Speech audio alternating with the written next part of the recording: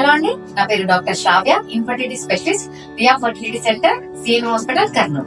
ఈ రోజు మనం మాట్లాడుకోబోయే టాపిక్ ఎంబ్రియో ట్రాన్స్ఫర్, అంటే పిండం సంచిలోకి వేసిన తర్వాత తీసుకోవాల్సిన జాగ్రత్త.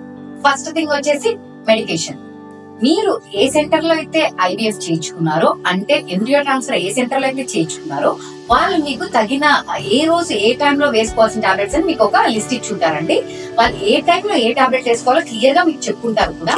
ఏ ఒక్క పూట ఏ ఒక్క టాబ్లెట్ కూడా మిస్ చేయకూడదండి. జాగ్రత్తగా మెడికేషన్స్ అని తీసుకోవాలి. ఎందుకు అంటే ఈ మెడికేషన్స్ ద్వారానే మనకి బేబీకి సపోర్ట్ ఉంటుంది అనమాట. ప్రొజెస్ట్రాన్ కానీ డైక్లోజెస్ట్రాన్ కానీ ఇవన్నీ బేబీకి మనకి హెల్ప్ చేయడానికి, ప్రెగ్నెన్సీ రావడానికి హెల్ప్ అవుతాయి అనమాట. సో ఈ మెడికేషన్స్ అని అసలు మిస్ చేయకండి. నెక్స్ట్ సెకండ్ వచ్చేసి bed rest. Absolute bed rest తీసుకోవాలా అంటే కంపల్సరీ కంప్లీట్ గా బెడ్ రెస్ట్ తీసుకోవాలని చాలా మంది పేషెంట్స్ అడుగుతుంటారండి. కంప్లీట్ బెడ్ రెస్ట్ అనేది అసలు అవసరం లేదండి.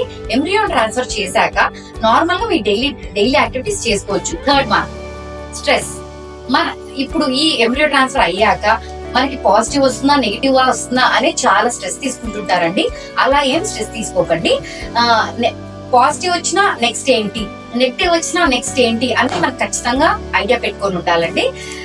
అలా స్ట్రెస్ తీసుకోవడం వల్ల కూడా మనకి నెగిటివ్ వచ్చే ఛాన్సెస్ చాలా ఎక్కువ. So be positive. Fourth point diet, అంటే ఆహార నియమాలు. ఆహారం ఏమేమి తినాలని కూడా చాలా మంది అడుగుతుంటారు. మీరు ఎంబ్రియో ట్రాన్స్ఫర్ చేసుకున్నాక స్పెషల్ డైట్ అనేది ఏం అవసరం లేదండి. నార్మల్ డైట్ తీసుకోవచ్చు. రోజు అందరు ఇంట్లో తినే ఆహారమే తీసుకోవచ్చు. కొన్ని జాగ్రత్తలు తీసుకోవడం, అంటే బొప్పాయి, పైనాపిల్ ఇలాంటివన్నీ తినకపోవడం వల్ల, నువ్వులు ఇలాంటివన్నీ తినకపోవడం వల్ల అలాంటి చిన్న జాగ్రత్తలు తీసుకుంటే సరిపోతుంది. And mainly junk food avoid చేయాలి.